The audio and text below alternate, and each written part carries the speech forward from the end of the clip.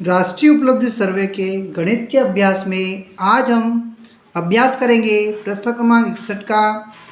इसके पूर्व के प्रश्नों के अभ्यास के लिए डिस्क्रिप्शन में आपको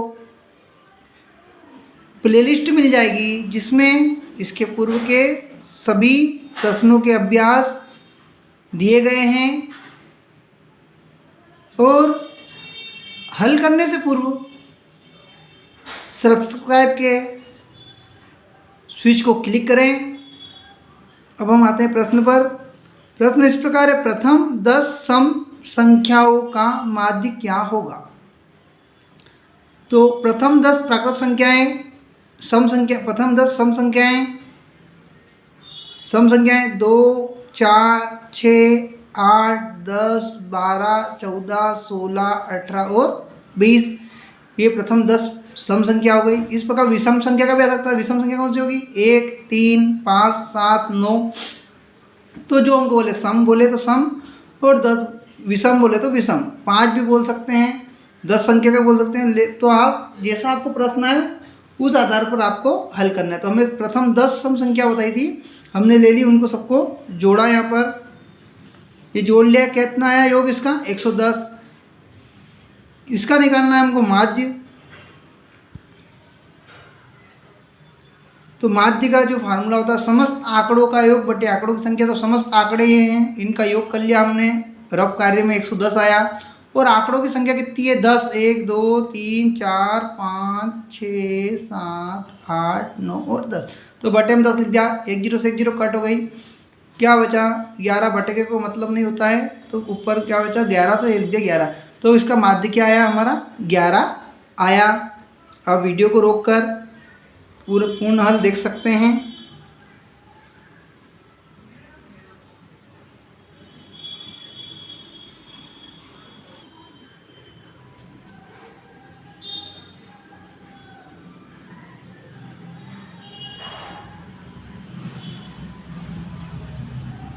प्रश्न क्रमांक 62, कमीजें बेचने वाले दुकानदार को अपने स्टॉक की आपूर्ति करना है।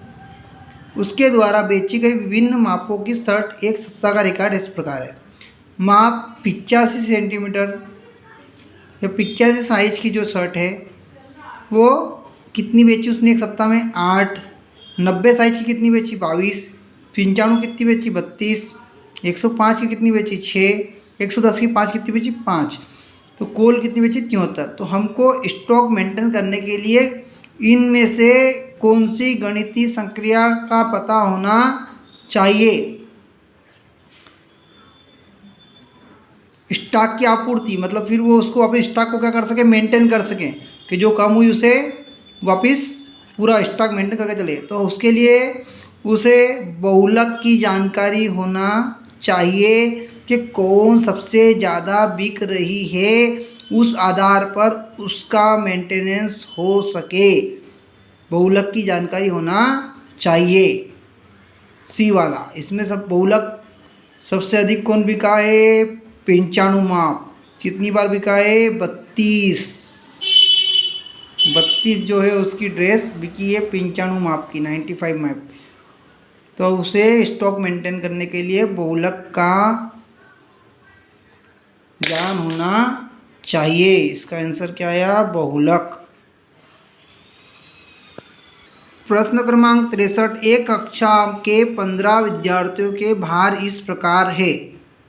ये 15 विद्यार्थियों के भार इस प्रकार है: 38, 42, 35, 37, 45, 50, 32, 43, 43, 40, 36, 38, 43, 38 और 37।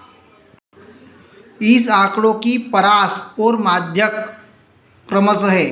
तो देखिए, पहले तो आपको इनको घटते से बढ़ते या बढ़ते से घटते कोई से भी एक क्रम में सुव्यवस्थित जमाना होगा।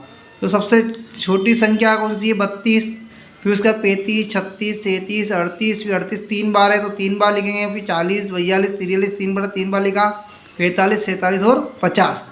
कुल 15 विद्यार्थियों के भार हमने जमा के लिख लिए। अब अधिकतम भार क्या है? 50 और न्यूनतम भार क्या है? 32। तो अधिकतम में से उच्चतम में से न्यूनतम घटाएंगे तो क्या आ जाएगी? परास। परास बराबर उच्चतम भार माइनस न्यूनतम भार। 50 माइनस 32 बराबर 18। तो परास क्या हो गई उसकी? 18 हो गई। परास क्या हो गई 18। अब माध्यक क्या है, आंकड़े गिनेंगे, सम है कि विषम। तो इस आंकड़े मतलब 15, जो 15 आंकड़े हैं तो 15 कौन सी संख्या है, सम है कि विषम, तो विषम संख्या है। तो विषम संख्या का माध्यक निकालने का फार्मूला क्या है, n + 1/2 पद। n क्या है, आंकड़ों की संख्या, 15 + 1/2 तो 16/2 मतलब 8वां पद। 8वां पद, तो 8वां पद देखेंगे 1 2 3 4 5 6 7, 8वां पद क्या है 40, तो इसका माध्यक क्या आ जाएगा 40 आ जाएगा। तो परास 18 ही और माध्यक क्या है इसका 40। आप पूर्ण सवाल को वीडियो को रोककर देख सकते हैं।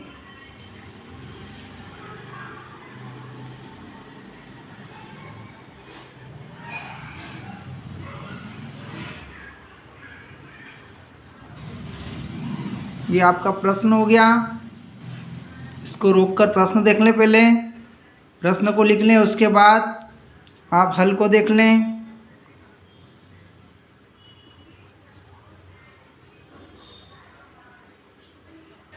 प्रश्न क्रमांक 64, 10 लड़कियों की ऊंचाइयां सेंटीमीटर में मापी गई हैं और निम्नलिखित परिणाम प्राप्त हुए। मतलब 10 लड़कियों की ऊंचाई नापी सेंटीमीटर में, तो ऐसे परिणाम मिले 135 सेंटीमीटर की एक लड़की, दूसरी की ऊंचाई 150, 149, 128, 151, 132, 146, 143 और 141। तो इसका भी क्या ज्ञात करना है, माध्य ज्ञात करना है। क्या ज्ञात करना है हमको, माध्य ज्ञात करना है। क्या ज्ञात करना है, माध्य ज्ञात करना है। माध्य है, फार्मूला है समस्त आंकड़ों का योग बटे आंकड़ों की संख्या। इन सब आंकड़ों को जोड़ेंगे, तो यहाँ रफ में हमने जोड़ लिया, कितना आया 1414। सबको जोड़ने में क्या आया 1414। और आंकड़ों की संख्या कितनी है, कितनी लड़कियों की मापी 10, तो आंकड़ों की संख्या कितनी हो गई 1 2 3 4 5 6 7 8 9 और 10, तो बटे में 10। अब जीरो हटेगी तो इधर से दशमलव इधर समझेंगे, 1 जीरो है तो 1 के बाद दशमलव लगा देंगे, तो माध्य क्या निकला 141.4 सेंटीमीटर। ये इसका क्या आ गया, माध्य आ गया। आप वीडियो को रोककर देख सकते हैं।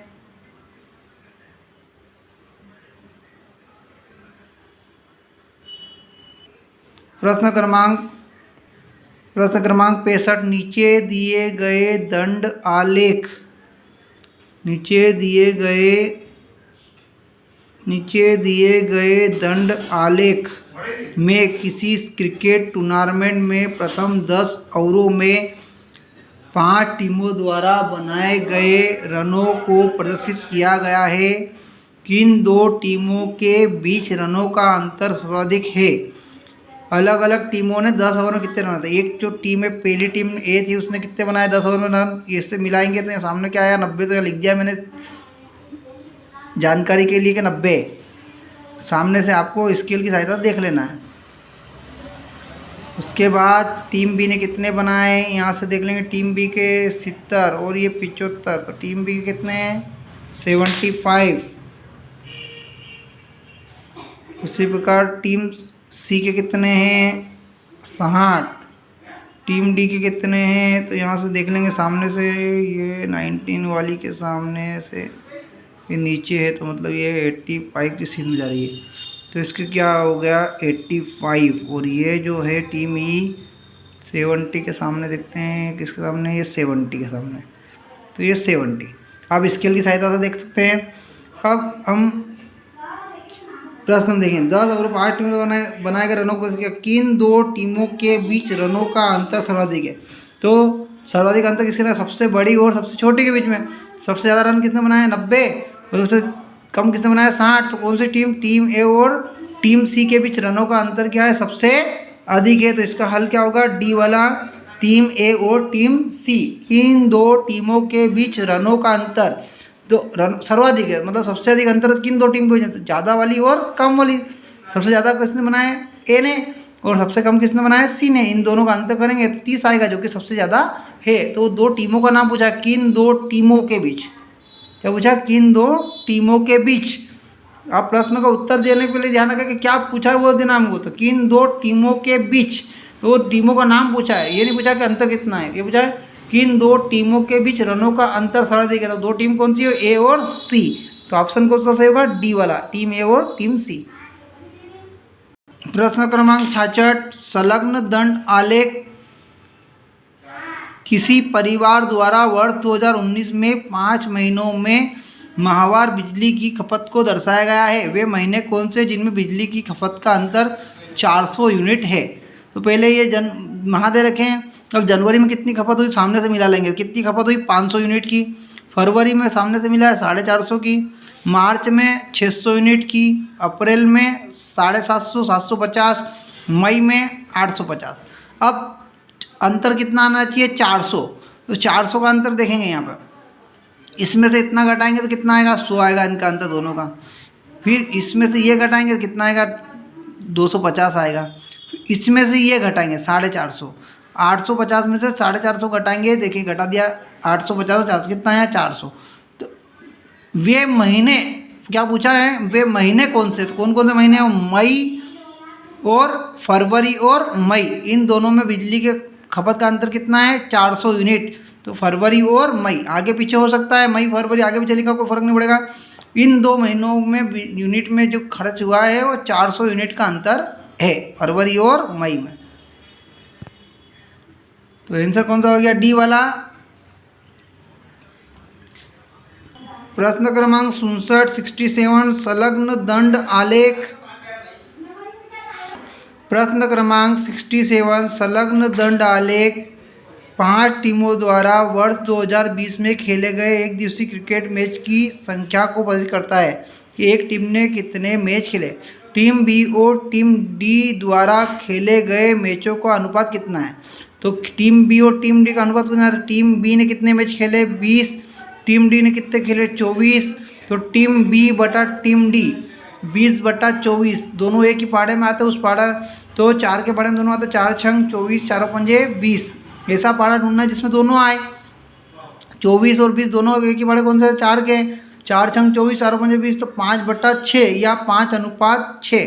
तो टीम बी और डी का अनुपात कितना है? 5:6। तो कौन सा आंसर सही होगा इसका? डी वाला, 5:6। प्रश्न क्रमांक 68 किसी शाला के विद्यार्थियों की संख्या को कक्षावार नीचे दिए गए दंड आलेख में दर्शाया गया है। इस दंड आलेख के उचित कथन कौन सा? तो हल के पहले अभी तक जिसने चैनल को सब्सक्राइब नहीं किया है, लाल स्विच जिस पे सब्सक्राइब लिखा है उसको जल्दी से दबाएं, क्लिक करें और चैनल को सब्सक्राइब करें ताकि ऐसे ही वीडियो आपको मिलते रहें।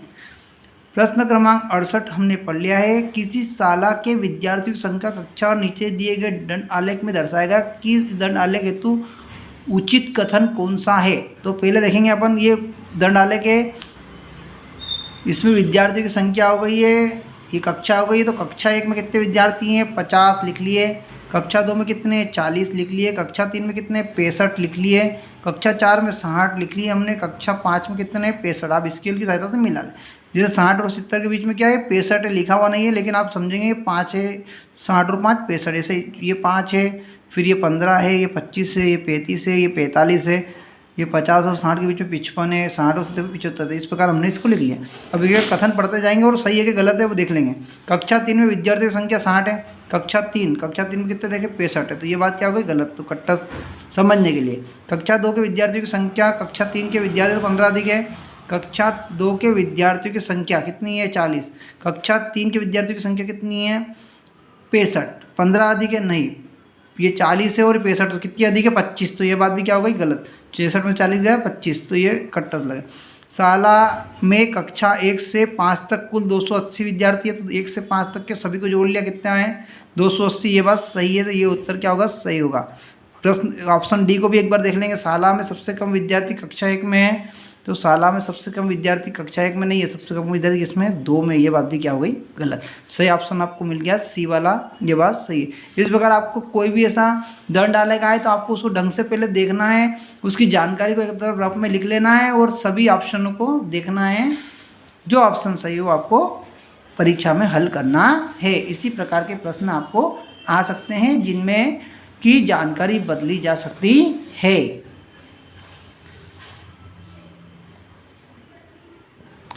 प्रश्न क्रमांक 69 में से कौन सा युग्म एक ही परिमेय संख्या को निरूपित नहीं करता है?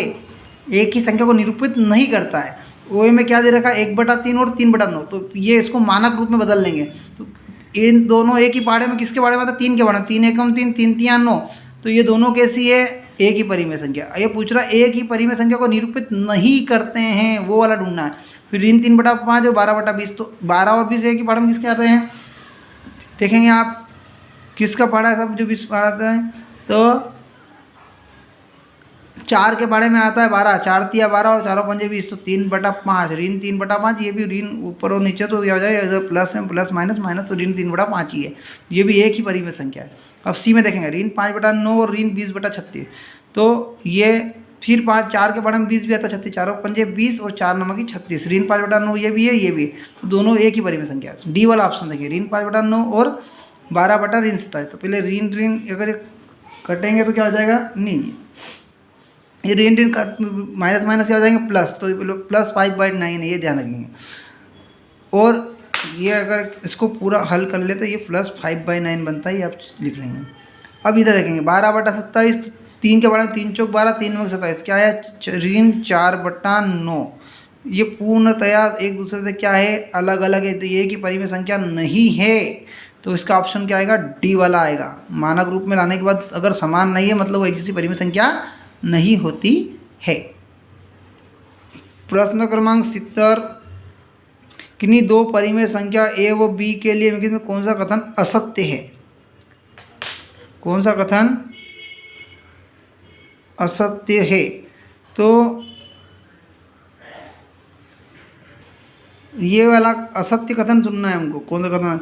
तो ये वाला कथन तो सत्य है। ए और प्लस बी अगर दो परिमेय संख्या जोड़ते हैं तो परिमेय संख्या बनती है, घटाते तो भी परिमेय संख्या रहती है, दो परिमेय संख्या गुणा करते तो भी परिमेय संख्या रहती है। लेकिन दो परिमेय संख्या को यदि आप भाग देंगे तो वो परिमेय संख्या हो या नहीं हो ये निश्चित नहीं है।